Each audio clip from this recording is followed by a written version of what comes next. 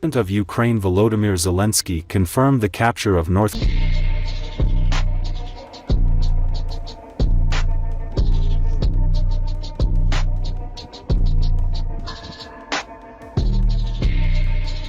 President of Ukraine Volodymyr Zelensky confirmed the capture of North of Ukraine Volodymyr Zelensky confirmed the capture of North. Two of us made our first foreign trip together, and we visited Seoul, as well as Japan. This was our first overseas trip, and the first 2+2 of this administration.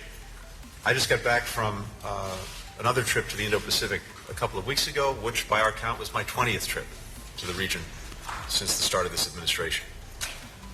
But with the Republic of Korea, over the last three and a half years, we've strengthened our alliance, we've modernized our alliance, an alliance that for 7 decades has advanced peace, prosperity, and stability on the Korean Peninsula, in the Indo-Pacific, and increasingly around the world.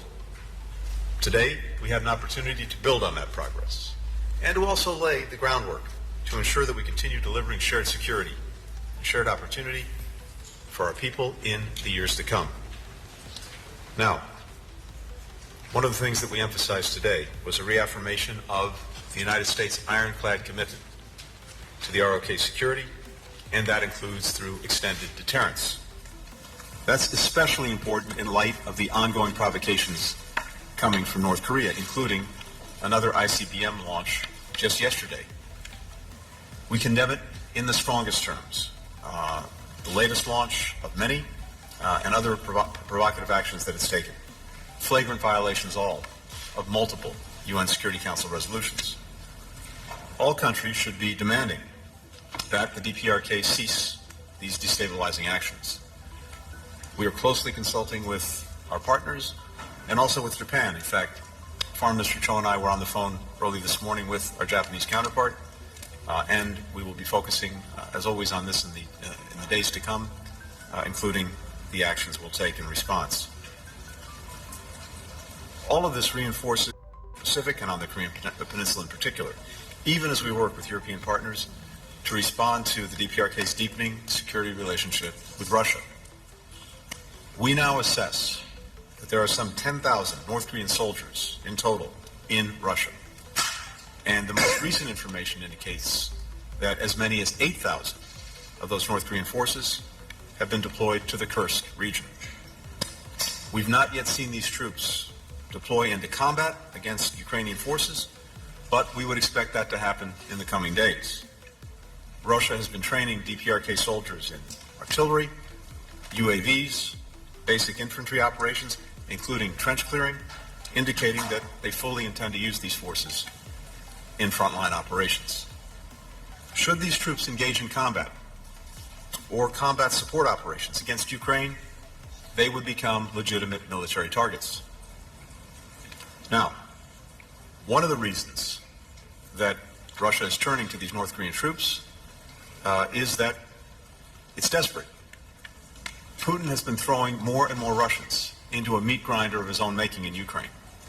Now, he's turning to North Korean troops, and that is a clear sign of weakness. Russia's been suffering some 1,200 casualties a day in the east, more than at any other time during the war. And with the deployment of these North Korean troops to Russia and now to the front lines, this is the first time in 100 years that Russia's invited foreign troops into its country.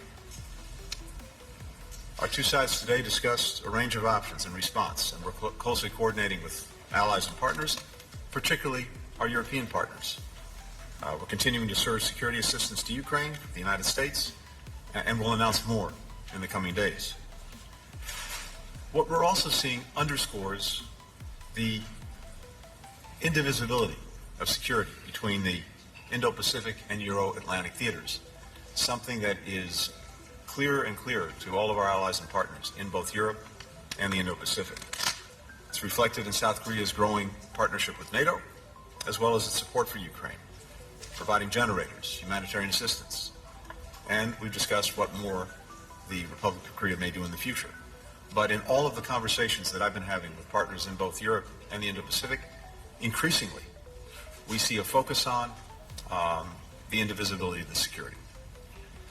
With regard to China, we discussed the need to responsibly manage our competition with the People's Republic of China. We agreed that China should do more to curb the DPRK's provocative actions and to stop support for Russia's defense industrial base, which is helping to perpetuate the conflict and the aggression by Russia in Ukraine. In the face of China's unlawful maritime claims in South China Seas, we remain committed to upholding freedom of navigation and freedom of overflight. We also underscored the importance of maintaining peace and stability across the Taiwan Strait. Even as we address these security challenges, we're also working together to expand our economic cooperation in ways that are having clear, direct, and powerful benefits for people in both of our countries. America's #1 source of foreign direct investment. And this